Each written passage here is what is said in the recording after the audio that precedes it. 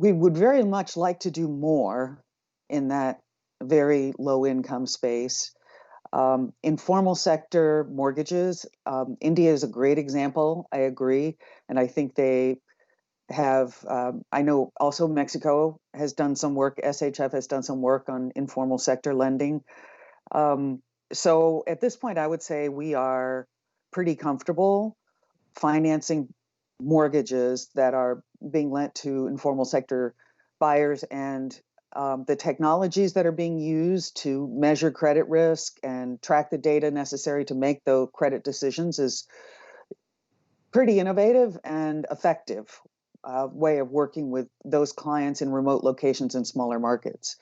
I think the challenge for us in that really low income, sort of entry level home buyer space is finding a developer who can deliver at scale, which is what you really need to do. If you're doing formal development of new housing, whether it's for rental or for sale, the developer needs to be able to manage a very efficient operation, and they have to be willing to use new technologies in order to achieve lower cost for delivering the product. And for us, they absolutely have to be familiar with global green building standards because we need them to be energy efficient and resource efficient. So I've had people tell me on more than one occasion, it can be affordable or it can be green, but you can't have both.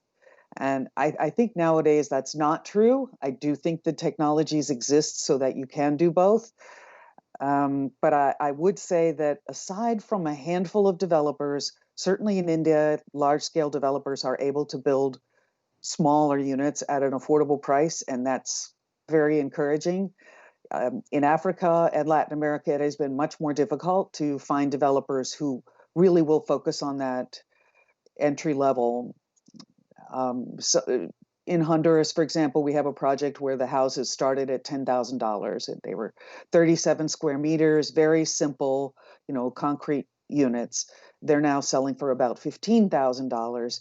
But to find a developer who's willing to build at that price a large number of homes with a small margin on each home and do it effectively according to our standards as a development bank is pretty difficult to do. So we're ready and willing. We just need the private sector partners.